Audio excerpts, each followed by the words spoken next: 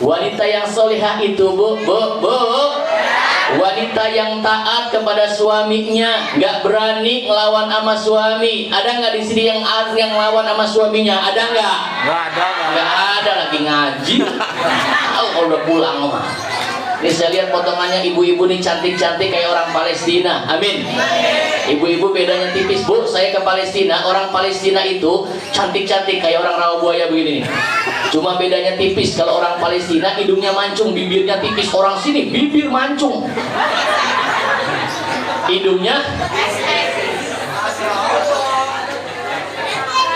Bu, wanita yang solehah itu wanita yang taat kepada suami. Contoh Khadijah, Masya Allah. Khadijah itu ketika menjadi istri Rasulullah Muhammad, segitu sayangnya, sampai-sampai Khadijah itu bu, sering pahanya buat tiduran Rasulullah Muhammad. Pahanya, kepala Rasulullah Muhammad ditaruh di pahanya, dipegang, dielus-elus sama Khadijah, sampai Khadijah menetes air matanya jatuh ke pipi Rasulullah Muhammad. Bangun Rasulullah Muhammad.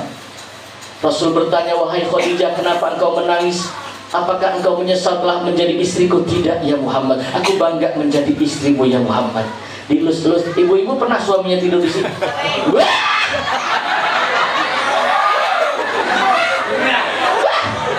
Pala pitak melulu.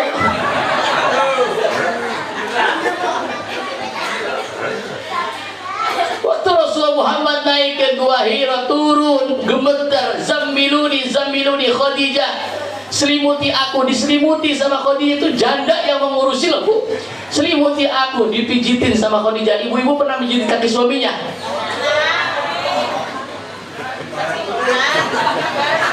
Ada maunya. Ini mah kadang-kadang orang zaman sekarang, Masya Allah, itu zaman sekarang ya Pak ya. Kalau mau pengajian mah cakep-cakep, bedaknya sampai tebel. Tua-tua juga teplok kanannya, kiri melorot lagi. Bulu matanya apa, alisnya dikerok, mau kondangan mah diganti sampai pakai pensil digambar buntut kalajengking. Belintir. Begitu mau berangkat kondangan hujan. Begitu hujan yang ditutupin bukan palanya, alisnya. Kenapa mak takut luntur? Mahal-mahal gue bikin luntur kan kasihan saya. Mau kondangan cakep, mau ke pengajian boleh cakep nih. Saya lihat cakep-cakep semua. Mau pengondangan cincin pakai semua. Jalannya kayak orang cangkrang. Kemana? Gelang dipakai sampai sesikut, tetangganya nyamper. Warsi, wih ke kondangan gak Warsi? Iya antar dulu. Gombrang gambreng ada di sini. Ibu-ibu yang kayak gitu ada? Mana orangnya?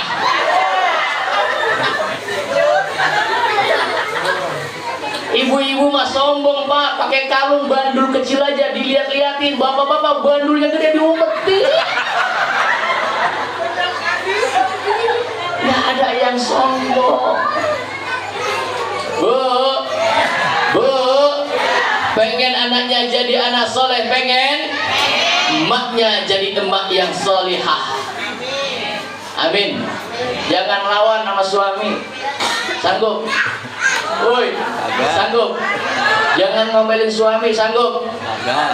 Pulang berubah nih ya. Dandan cantik, dandan cakep, jangan cuma pengajian doang. Pulang sampai rumah ntar jam 12 malam ibu dandan yang medok. Terutama malam Jumat Kliwon.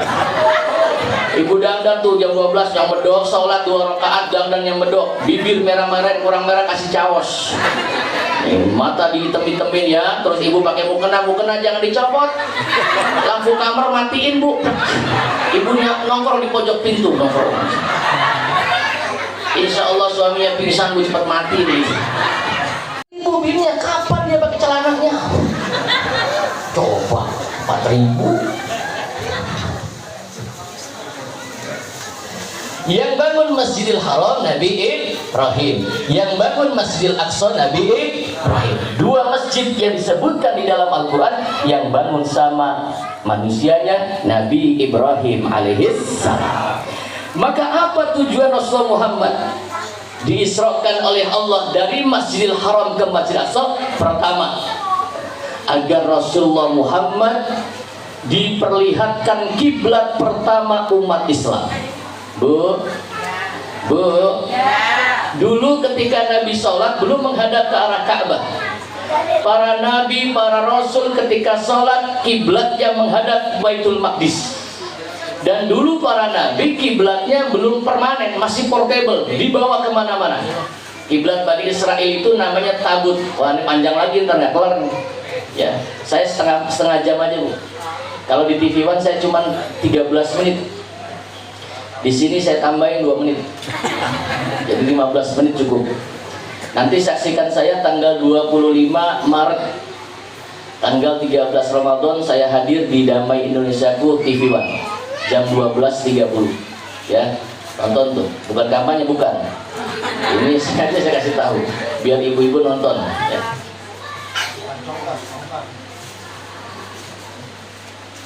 Yang pertama, agar Rasulullah Muhammad diperlihatkan kiblat pertama umat Islam. Dulu para nabi ketika sholat belum menghadap ke arah Ka'bah, termasuk Rasulullah Muhammad Sallallahu Alaihi Wasallam menghadap ke arah Baitul Maqdis. Lalu Nabi dihina. Apa hinaan mereka? Orang Yahudi Nasrani, mereka berkata Muhammad itu orang Arab. Gak ada ceritanya dari dulu orang Arab jadi nabi, itu gak ada. Nabi itu kebanyakan dari keturunan Nabi Ishak. Ishak punya anak Yakub, Yakub punya anak Yusuf, sampai Zakaria, sampai Yahya, sampai Imran, sampai Isa. Itu kebanyakan dari kaum Bani Israel namanya. Gak ada nabi orang Arab, gak ada ceritanya. Maka Rasulullah Muhammad SAW diperintahkan oleh Allah untuk Isra. Yang pertama diperlihatkan kiblat umat Islam. Rasul sholat menghadap Baitul Maqdis. Lalu Rasulullah Muhammad dihina, Rasulullah Muhammad nangis. Rasul nangis, Rasul doa minta sama Allah. Bu, Rasul kalau doa itu tangannya diangkat. Begini, Kiai. Tangannya diangkat, wajahnya diangkat ke atas langit. Dibolak-balikan, qad nara taqalluba wajhika fis sama falanwalliyannaka qiblatan tardaha fawalli wajhaka syatral masjidil haram.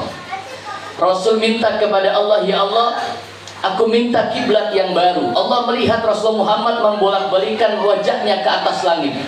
Jadi ibu-ibu kalau pengen doa cepat dikabul oleh Allah, kalau doa tiru Rasulullah, ya, wajahnya diangkat. Ibu-ibu umpama pengen punya motor, Ustadz saya pengen doa punya motor, tapi nggak bisa pakai bahasa Arab, pakai bahasa daerah apa namanya? Rawabuaya apa Kelingkit? Ya, Rawabuaya Kelingkit. Angkat tangan, pengen minta motor, angkat tangan. Doa, gimana doanya? Allahumma inna nas'alukal Honda ya Allah, wa Yamaha ya Allah, wa Mio ya Allah. Pengennya mah NMAX ya Allah. Kalau nggak ada PCX nggak apa-apa ya Allah.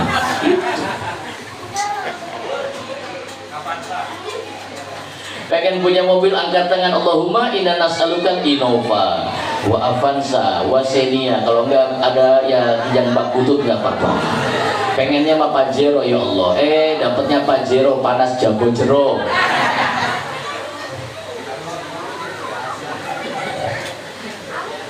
Dikabulkan oleh Allah, fawalli wajhaka syatrul masjidil haram. Pertama.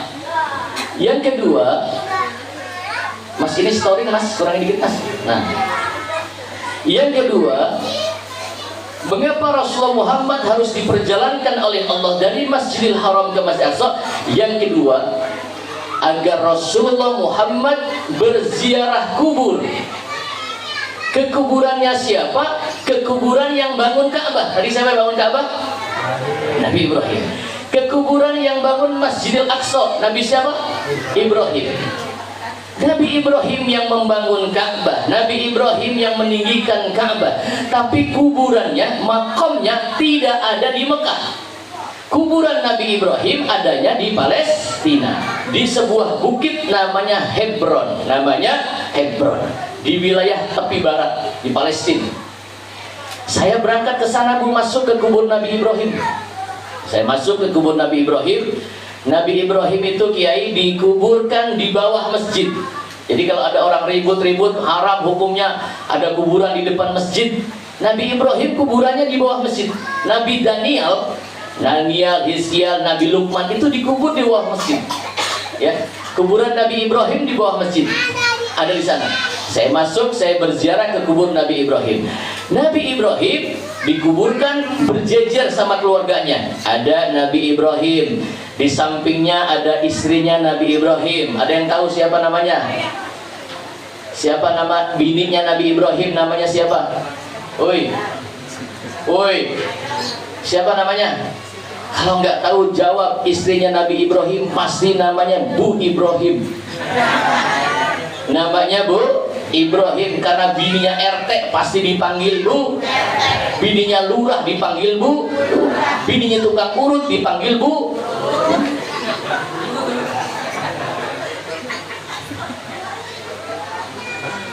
Saya ngomong Bu urut. Nabi Ibrahim yang dikuburkan di Palestina, istri pertamanya namanya Sarah. Namanya Sarah. Di samping Siti Sarah ada kuburan cucunya Nabi Ibrahim. Siapa namanya? Nabi Yakub. Nabi Yakub punya anak 12. Salah satunya ada namanya Levi, ada namanya Yahuda, dan ada salah satu yang anaknya Nabi Yakub yang jadi nabi. Nabi yang ganteng siapa, Mak? Namanya, Mak? Yusuf. Yusuf dikubur di situ. Ibrahim, Sarah, Yakub, Yusuf. Di dekat pengimaman ada kuburan anak Nabi Ibrahim yang pertama, yaitu Nabi Ishak. Nabi Ishak dikuburkan berjajar dengan istrinya. Siapa nama istri Nabi Ishak? Kan tadi diajarin. Siapa nama bini Nabi Ishak? Nah, Ibu Ishak, gampang kan? Namanya Rifqah. Namanya Rifqah itu kata orang Islam. Kata orang Yahudi namanya Rebka. Kata orang Nasrani namanya Rebeka. Boleh nggak orang Kelingkit, orang Rawabuaya punya anak cewek dikasih nama Rebeka? Boleh nggak? Boleh, cuma nggak enak pas dipanggil Rebek. Bek mau kemana, Bek? Pagi-pagi udah Rebek. Saya masuk ke kubur Nabi Ibrahim, saya berziarah. Saya orang NU. Saya tahlil di sana membaca La ilaha illallah, La ilaha illallah. Selesai ziarah, saya keliling ke masjid tuh, lihat, tengok kuburan, Masya Allah, kuburan para nabi. Saya seperti mimpi, Bu. Di samping kubur Nabi Ibrahim itu ada batu, ada tempat seperti bolongan, tapi nggak kelihatan, cuma bisa diraba. Ngerti ngeraba ya? Kata orang Jerman namanya gegerayang. Ada orang Jawa di sini? Orang Jawa ada? Orang Sunda? Orang gila? Oh enggak. Saya kira ada. Di samping kubur Nabi Ibrahim ada sebuah batu yang ditutup nggak kelihatan. Ini sejarah. Pada ngerogok ya, pada megang bagian gosok. Dia nggak nanya. Kalau saya nanya, ini apa, orang pada antri gosok? Dijawab kata guide-nya, ini adalah batu bekas telapak kaki Rasulullah Muhammad yang sebelah kanan. Rasulullah Muhammad SAW ketika Isra diperintahkan oleh Allah untuk berziarah kubur ke kubur Nabi Ibrahim alaihissalam sebagai bentuk kesolehan seorang anak berbakti kepada orang tua. Karena yang mendoakan Rasulullah Muhammad itu Nabi Ibrahim. Buktinya Al-Quran yang berkata, Rabbana wab'as fihim rasulan minhum yaslu alaihim ayatik wa yu'allimuhumul kitab wal hikmah wa yuzakkihim innaka antal azizul hakim. Ya Allah, ketika Nabi Ibrahim membangun Ka'bah, berdoa, ya Allah, nanti lahirkan di samping Ka'bah ini, di kota Mekah ini, rasulan, satu orang rasul saja. Tidak ada nabi yang lahir di Mekah Al-Mukarramah kecuali Nabi besar Muhammad sallallahu alaihi wasallam. Itu berkat doa orang tuanya. Maka jasa orang tua tidak boleh kita lupakan. Betul? Ini contoh. Gak boleh kita melupakan jasa orang tua. Kita sebagai anak wajib berbakti kepada kedua orang tua kita, baik orang tua yang masih hidup ataupun orang tua yang sudah meninggal dunia. Kalau orang tua kita masih hidup, Ustaz, gimana? Bakti sama orang tua, berbuat baik, datang ke rumahnya. Datang ke rumah orang tua, ibu-ibu bawa gula, bawa minyak, bawa beras. Jangan kebalik. Datang gak bawa apa-apa, pulangnya ngerampok badan emaknya. Beras emaknya habis, minyak hilang, di bawah saya dicopet anaknya. Berbuat baik kepada orang tua mumpung masih hidup, kalau kita masih punya orang tua. Kalau orang tua kita sudah meninggal dunia, apakah kita masih wajib berbakti? Masih. Saya ngomong di TV, Pak. Wajib berbakti kepada orang tua, bukan hanya masih hidup, sudah meninggal orang tua, kita masih punya kewajiban berbakti. Dengan cara apa? Datang ziarahi kuburannya, doakan orang tua kita, karena kita sebagai anak tidak mampu membalas jasa orang tua dengan cara apapun. Betul? Apalagi membalas jasa seorang ibu. Masya Allah, jasanya seorang ibu kita nggak bisa balas. Betul? Hai manusia, hormati ibumu yang melahirkan dan membesarkanmu, darah dagingmu dari air. Gua nggak mau nyebut. Darah dagingmu dari air, jiwa ragamu dari kasih sayangnya. Dialah manusia satu-satunya yang menyayangimu tanpa ada batasnya. Doa ibumu dikabulkan dan kutukannya jadi kenyataan. bila kau sayang pada istrimu, lebih sayanglah pada ibu. Ada juga kebalik, ada bapak-bapak pada takut sama bininya. Betul? Zaman sekarang bininya dipakein gelang emas, dikasih kalau emas, emaknya dikasih gelang karet. Ada? Mana katanya bakti sama orang tua, bakti sama orang tua? Banyak tuh. Orang tuanya sudah tua renta, ikut sama anaknya, diusir sama mantunya. Ada apa ada? Lama-lama saya tambah nafsu kalau ceramah. Saya belum makan soalnya.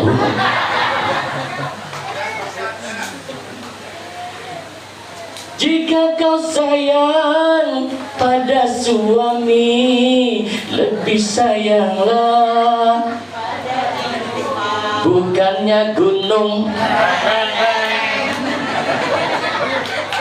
Kenapa kita harus wajib berbakti kepada kedua orang tua, terutama kepada ibu? Nggak bisa kita balas jasa orang tua. Betul? Betapa susah payahnya seorang ibu dari mulai di dalam kandungan. Saya mau nanya, yang hamil emaknya apa bapaknya? Emaknya apa bapaknya? Emaknya. Betul? Bapak cuma nitip doang. Nitipnya duaan, keluarnya bisa 3 kilo.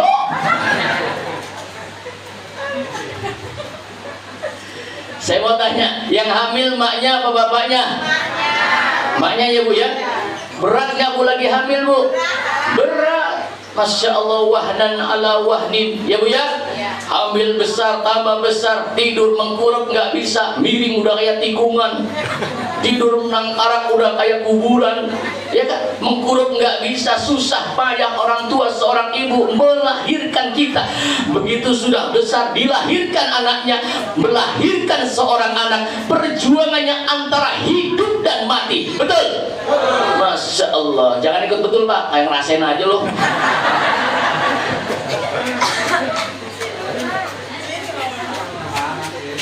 Begitu melahirkan, Masya Allah, kepala bayi segitu besarnya keluar. Apalagi emak saya Bu, anaknya 12. Saya nanya Bu, anaknya 12, emang zaman dulu nggak ada operasi sesar? Nggak ada, orang dulu mah hamil gede, batuk aja keluar. Begini keluar. Nggak ada operasi sesar. Sudah hamil, lahir, melahirkan, menyusui. Wal walidatu yurdina auladahunna haulaini kamilain liman arada ayyutimar radha'ah. 2 tahun nyusuin anaknya, susah payah. Tapi begitu anak lahir, saya mau tanya, bin bapaknya apa bin maknya? Bapaknya. Maknya kemana? Kerja. Saya punya ibu nih, namanya Fuaidah. Saya punya ayah namanya Kiai Dasuki Adnan. Begitu saya lahir, bin emaknya bin Hajah Fuaidah atau bin Dasuki Adnan? Bin bapaknya apa bin maknya? Kenapa bin bapaknya? Oi. Nah, ini ilmiah. Kenapa bin bapaknya? Karena ibu-ibu itu dikatakan di dalam Al-Quran cuma cetakan. Cuma bahasa Al-Quran, nisa'ukum harsul lakum, perempuanmu, istrimu itu adalah sawah ladangmu. Oi, sawah. Jangan marah dibilang sawah, ini Quran yang bilang. Sawah itu gampangannya cetakan ya, cetakan. Orang laki-laki itu, bapak-bapak itu bibitnya, ibu-ibu cetakannya. Hebat apapun bibitnya. Bibitnya bibit kiai, bibitnya bibit ulama, bibitnya bibit wali, tapi cetakannya rusak. Rusak. Betul? Betul? Maka yang bisa mendidik anak bukan bapaknya, tapi emaknya. Betul? Didik anak sejak dalam kandungan sampai saat ini. Yang dorong-dorong anak ikut pada ngaji di Miftahul Riyad, ini emaknya apa bapaknya? Emaknya, karena memang tugas emak itu didik anak, tugas bapak nyari duit, tugas emak ngabisin beres. Udah jam berapa sih ini? Saya mau lanjut lagi nih Bu, habis ini mau ke Bekasi dulu 11 ya. Baik. Sallallahu Nabi Muhammad. Nabi Muhammad datang ke kuburan Nabi Ibrahim. Lalu Nabi Muhammad itu bersabda, apa sabdanya? Ana da'awatu Ibrahim wa busyra Isa. Aku ini berkat doa orang tuaku Ibrahim dan kabar gembira yang dibawa oleh Nabi Isa alaihissalam. Sallallahu Nabi Muhammad. Sallallahu Nabi Muhammad. Terakhir. Apa tujuan Rasulullah Muhammad SAW diisra dan dimirajkan oleh Allah? Agar Rasulullah Muhammad diaku kalau Rasulullah Muhammad itu nasabnya bersambung sampai kepada Nabi Ibrahim alaihissalam. Karena semua para nabi Pak, itu nasabnya, keturunannya harus bersambung sampai dengan Nabi Ibrahim. Kalau tidak bersambung sampai Nabi Ibrahim, diragukan kenabiannya. Tadi pertama, Nabi Ibrahim punya anak namanya Nabi Ishak. Ishak punya anak Nabi Yakub. Nabi Yakub punya anak Nabi Yusuf, sampai Sulaiman, sampai Dawud, sampai Musa, terus ke bawah sampai Isa alaihissalam. Istri pertama. Istri ketiga, Nabi Ibrahim punya istri namanya Qotturah. Ingat-ingat namanya Qotturah. Qotturah punya anak jadi nabi namanya Madyan. Madyan turun ke bawah punya anak namanya Syuaib jadi nabi. Syuaib punya anak perempuan banyak, salah satunya namanya Sofurah, menikah dengan Nabi Musa alaihissalam. Istri yang kedua namanya Hajar. Ingat-ingat namanya Hajar. Hajar punya anak jadi nabi namanya Ismail. Namanya Ismail. Ismail anaknya nggak jadi nabi, dirahasiakan oleh Allah nasab ini, kalau ketahuan bisa dibunuh. Min nasabil aliyah, nasabnya dirahasiakan oleh Allah. Ismail punya anak namanya Adnan. Adnan punya anak namanya Ma'adi. Ma'adi ke bawah punya anak Kinanah, Huzaimah, sampai Ilyas, sampai Kila. Punya anak Ghalib, sampai ke Fihr, sampai ke Qusay. Qusay punya anak namanya Abdi Manaf. Abdi Manaf punya anak namanya Hashim. Hashim punya bini namanya Hashim punya bini namanya namanya Salma. Salma ini wanita Madinah yang dinikah oleh Hashim. Sehingga kalau Nabi Muhammad hijrah dari Mekah ke Madinah, di Madinah banyak saudaranya dari Salma. Salma dan Hashim menikah, punya anak namanya Abdul Muttalib. Nama aslinya Syaibatul Hamdi Humidah Hisaluhus Saniyah. Hashim punya anak Abdul Muttalib. Abdul Muttalib punya anak laki-laki, orangnya ganteng.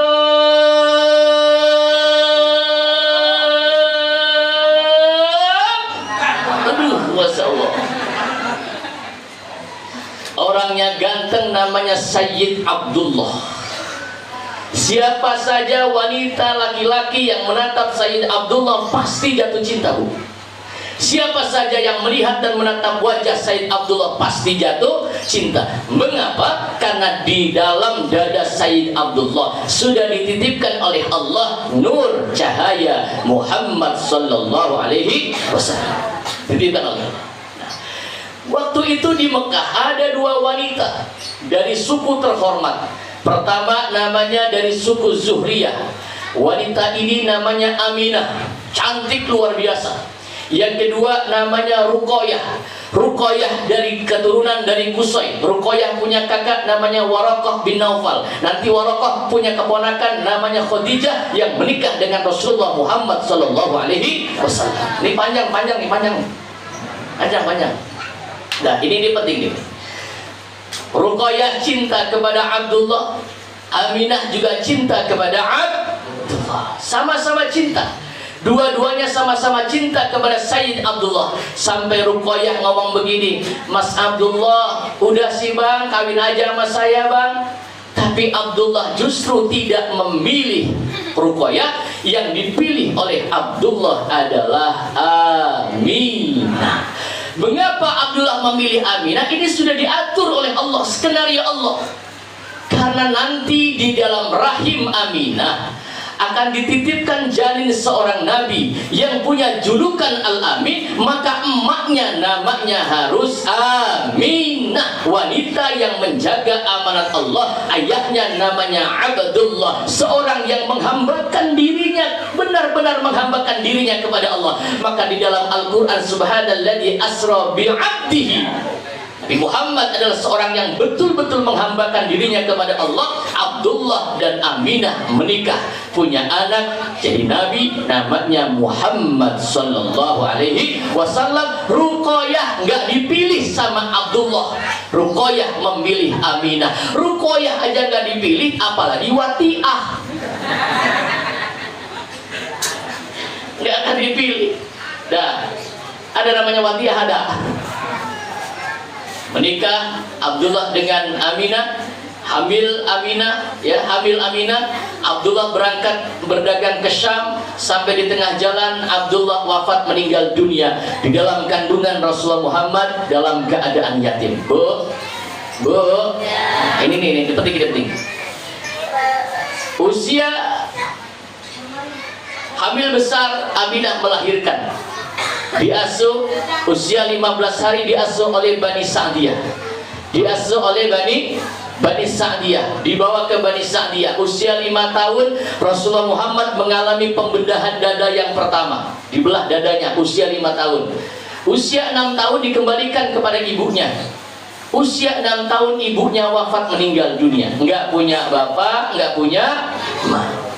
Diasuh oleh kakeknya Abdul Muttalib. Usia 8 tahun Rasulullah Muhammad, Abdul Muttalibnya pun meninggal dunia. Nggak punya bapak, nggak punya emak, nggak punya kakek. Diasuh oleh pamannya Abu Thalib. Abu Thalib sampai usia Rasulullah Muhammad 25 tahun kurang. Begitu 25 tahun kurang, Abu Thalib ngajak Muhammad, ya Muhammad, ayo, jangan angon wedus. Ngerti angon ora? Angon itu gembala, jangan gembala kambing saja. Ayo kita berangkat kerja, ikut kerja. Kemana paman? Ke rumahnya seorang saudagar kaya. Siapa paman? Namanya Khadijah. Ayo berangkat Rasul. Bu, Rasulullah Muhammad 25 tahun kurang. Di Mekah ini ada seorang wanita yang kaya raya, hartanya berlimpah, tapi statusnya janda.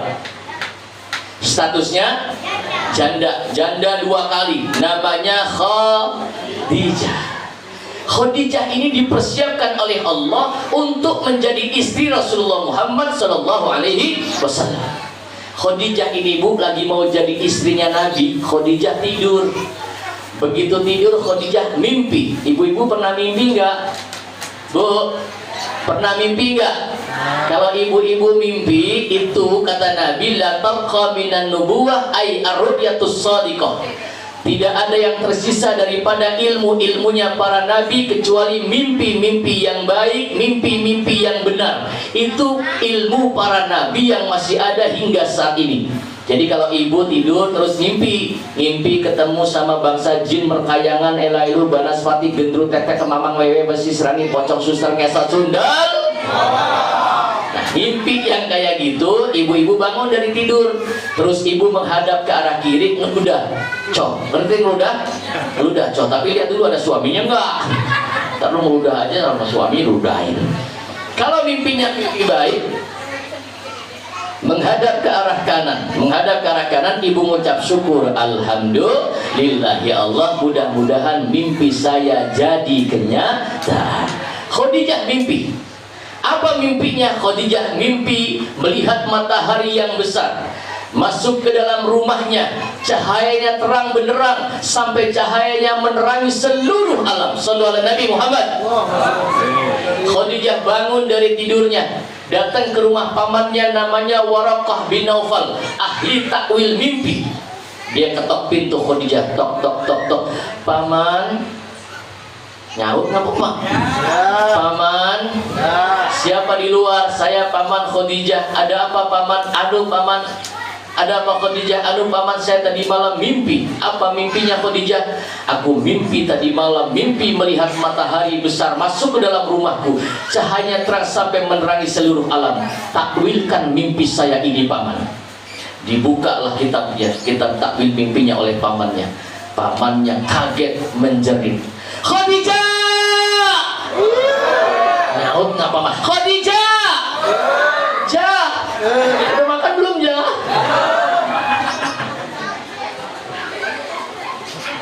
Kenapa paman engkau menjerit? Khadijah, kamu harus senang, kamu harus bangga. Kenapa bangga paman? Karena tidak lama lagi kamu akan menjadi istri Nabi akhir zaman. Kalau istrinya Nabi sudah ada signal bu, mimpi melihat matahari. Kalau bininya RT mimpi melihat apa? Itu sudah ada signal. Semua istri Nabi kalau tidak memangku rembulan, dia melihat matahari. Istri Nabi akhir zaman paman iya. Siapa namanya paman? Namanya Muhammad. Jawab ngapa sih? Namanya Muhammad. Begitu dikasih tahu namanya Muhammad, ini Khadijah ingat terus Muhammad, Muhammad, Muhammad, Muhammad, Muhammad. Sallallahu alaihi wasallam. Kapan aku bisa bertemu dengan pujaan hatiku Muhammad? Kapan aku bisa berjumpa dengan Muhammad? Kalau ada orang rawa buaya, janda 40 tahun, demen bujangan 25 tahun, pasti malam nyanyinya begini. Ku menangis, menangisku karena rindu. Ku berduka, dukaku karena rindu. Nyaut apa sih? Ku merana, meranaku karena rindu. Ku bersedih, sedihku karena rindu. Mau makan teringat padamu, mau minum teringat padamu, mau apapun teringat padamu. Kekasihku mau mandi teringat padamu, mau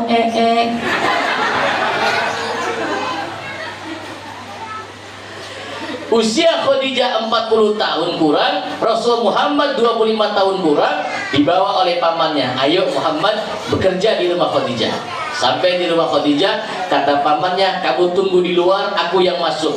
Pamannya ketok pintu, tok tok tok. Khadijah, nyaut apa bu? Khadijah, Khadijah, ja, udah ngopi belum ya? Di luar siapa? Keluar Khadijah. Oh Abu Thalib. Ada apa Abu Thalib? Anu Khadijah, saya kesini membawa keponakan saya. Keponakan iya, pengen ikut kerja di perusahaan engkau wahai Khadijah. Boleh apa enggak? Oh boleh, boleh, ya boleh. Mana keponakannya? Itu di luar. Siapa namanya? Namanya Muhammad. Muhammad. Aina Muhammad? Mana Muhammad? Mana Muhammad? Dipanggil Muhammad sini. Dihadapkan kepada Khadijah. Rasulullah Muhammad bekerja pada Khadijah. Singkatnya sejarah, Rasulullah Muhammad menikah dengan Khadijah. Pertanyaannya, mengapa Rasulullah Muhammad dipersiapkan oleh Allah istrinya seorang wanita janda, bukan perawan? Woi, kenapa harus janda? Naik daun. Iya harus ilmiah dong, harus ilmiah. Janda kaya dipersiapkan oleh Allah menjadi istrinya Nabi. Kenapa harus janda kaya? Pertama, kalau bukan orang kaya, Rasul tidak bisa berjuang. Betul? Karena berjuang perlu doa. Betul? Kalau Rasulullah Muhammad istrinya bukan janda yang kaya, Rasulullah Muhammad ketika akan berdakwah pasti bikin proposal dulu. Bikin proposal, minta RT, minta RW sumbangan. Nggak bisa. Dibantu oleh Khadijah. Ya Muhammad suamiku, silakan kau pengen apa saja, aku persiapkan untuk engkau ya Muhammad. Kedua, kenapa harus janda? Oi, kenapa harus janda? Pengalaman. Sembarangan. Kenapa harus janda? Sebab janda itu wanita terkuat di dunia. Betul? Coba cek. Ibu saya janda, ditinggal wafat oleh ayah saya. Ibu saya ditinggalin anak 12. Tuh anak dididik semua sama janda, jadi orang semua. Amin. Gak ada yang jadi ayam, gak ada. Semua jadi orang. Didikan janda hebat luar biasa. Tapi suami ditinggal, mati bininya, ditinggalin anak 2, anak nggak keurusan, diurus duda. Betul? Janda hebat, ngerti ngurus anak, maka janda itu wanita terkuat dipilihkan oleh Allah. Betul? Janda itu hebat. Betul? Janda itu kuat. Betul? Hidup janda.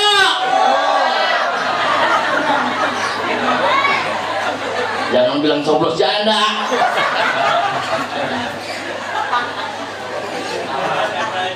Kenapa harus janda? Jawaban ilmiahnya, kalau istrinya Nabi Muhammad bukan janda, maka Nabi Muhammad tidak bisa berdakwah, tidak bisa berjuang. Kemana aja mau dakwah ditarik sarungnya. Jangan pergi-pergi sih bang, kesini aja bang, gua masih kangen bang sama kamu bang. Nggak bisa. Berantem mulu, bertengkar terus, tidak bisa berdakwah. Betul? Terakhir, ketika menjadi istri Nabi, Khadijah menjadi wanita yang solihah. Wanita yang solihah itu bu, wanita yang taat kepada suaminya, nggak berani ngelawan sama suami. Ada nggak di sini yang ngelawan sama suaminya? Ada nggak? Nggak ada. Nggak ada, lagi ngaji. Oh, kalau udah pulang mah. Ini saya lihat potongannya ibu-ibu nih cantik-cantik kayak orang Palestina. Amin. Ibu-ibu bedanya tipis bu. Saya ke Palestina, orang Palestina itu cantik-cantik kayak orang Rawabuaya begini nih. Cuma bedanya tipis. Kalau orang Palestina hidungnya mancung, bibirnya tipis. Orang sini bibir mancung, hidungnya. Bu, wanita yang soleha itu wanita yang taat kepada suami. Contoh Khadijah, Masya Allah. Khadijah itu ketika menjadi istri Rasulullah Muhammad, segitu sayangnya, sampai-sampai Khadijah itu bu, sering pahanya buat tiduran Rasulullah Muhammad. Pahanya, kepala Rasulullah Muhammad ditaruh di pahanya, dipegang, dielus-elus sama Khadijah, sampai Khadijah menetes air matanya jatuh ke pipi Rasulullah Muhammad. Bangun Rasulullah Muhammad. Rasul bertanya, wahai Khadijah, kenapa engkau menangis?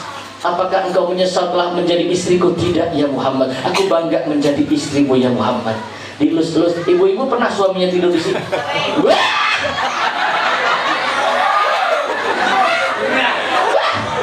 Pala pitak melulu.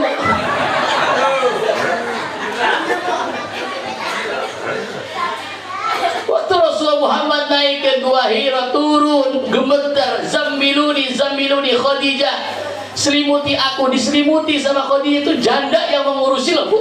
Selimuti aku, dipijitin sama Khadijah. Ibu-ibu pernah pijitin kaki suaminya?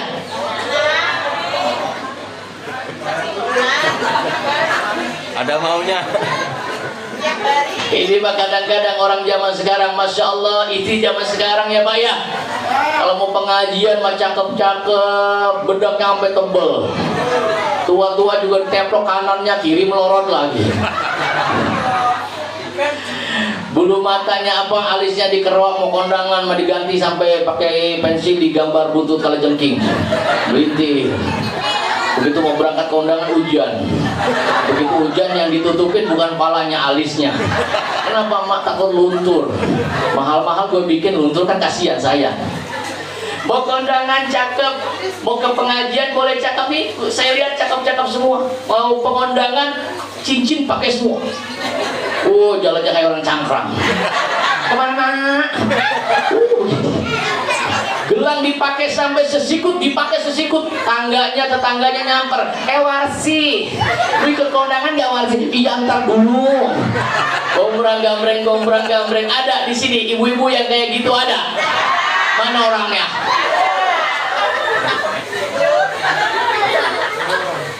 Ibu-ibu mah sombong pak, pakai kalung bandul kecil aja dilihat-liatin. Bapak-bapak bandulnya gede diumpetin. Nggak ada yang sombong. Bu, pengen anaknya jadi anak soleh, pengen emaknya jadi emak yang solihah. Amin. Jangan lawan sama suami. Sanggup? Woi, sanggup? Jangan ngomelin suami, sanggup? Pulang berubah nih ya. Dandan cantik, dandan cakep, jangan cuma pengajian doang. Pulang sampai rumah ntar jam 12 malam ibu dandan yang medok. Terutama malam Jumat Kliwon. Ibu dandan tuh jam 12 yang medok, sholat 2 rakaat dandan yang medok. Bibir merah-merah, kurang merah kasih caos. Mata dihitam-hitamin ya. Terus ibu pakai mukena jangan dicopot. Lampu kamar matiin bu. Ibunya nongkrong di pojok pintu nongkrong. Insya Allah suaminya pingsan bu cepat mati nih. Bu, contoh Khadijah istri Rasulullah Muhammad yang tidak pernah melawan kepada Rasulullah Muhammad.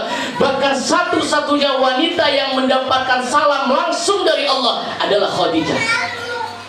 Tidak ada satu wanita di dunia ini yang mendapatkan salam langsung dari Allah. Turun malaikat Jibril datang kepada Rasulullah Muhammad, ya Muhammad, aku turun menyampaikan salam dari Allah. Untuk siapa Jibril? Untuk istrimu Khadijah. Nabi bertanya, wahai Jibril, mengapa Khadijah sampai mendapatkan salam langsung dari Allah? Jawabannya apa kata Jibril? Khadijah mendapatkan salam langsung dari Allah karena Khadijah sebelum engkau pulang ya Muhammad sudah siapkan kopi, siapkan makanan, siapkan kue. Sebelum suami pulang sudah dipersiapkan makanan untuk suaminya. Ibu-ibu di sini begitu apa kagak?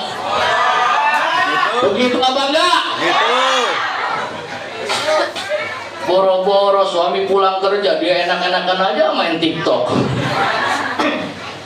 Ya bu, suami pulang kerja main WA, neng bikin kopi apa neng? Kopi mulu. Nggak tahu apa barang-barang di mahal, beras naik, betul? Minyak naik, beras naik, minyak naik, bensin naik, susu naik, ini naik, ini melorot. Susunya ibu-ibu melorot, pantes ibu ya dinyotin sama anaknya, ya iyalah. Kadang-kadang habis anaknya ngenyot, bapaknya mana ada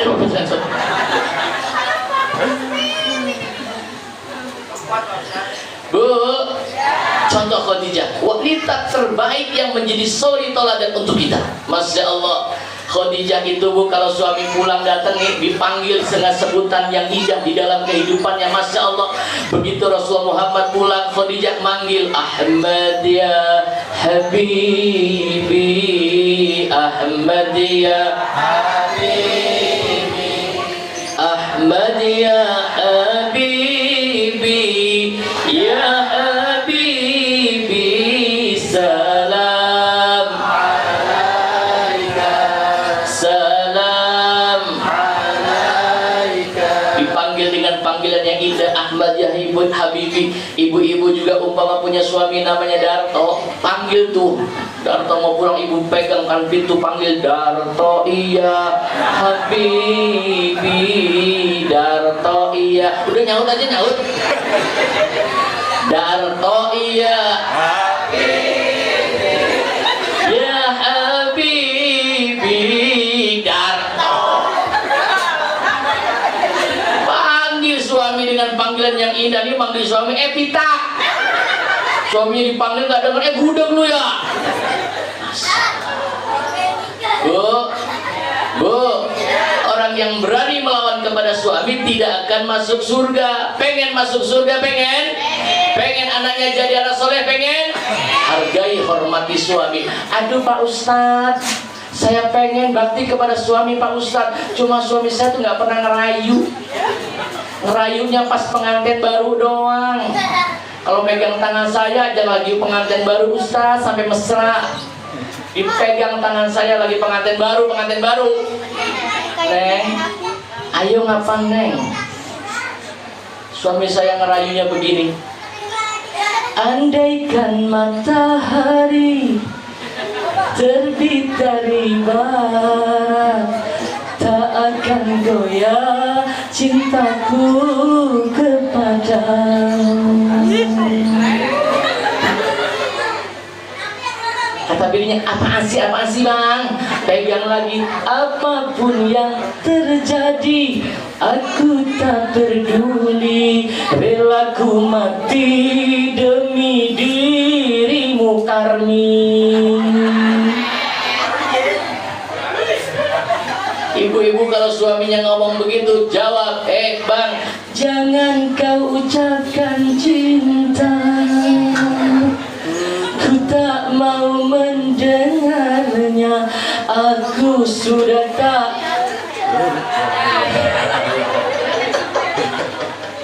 Saudara Nabi Muhammad, Rasulullah Muhammad berjuang bersama Khadijah, di backing hartanya oleh Khadijah, di backing oleh pamannya Abu Thalib. Di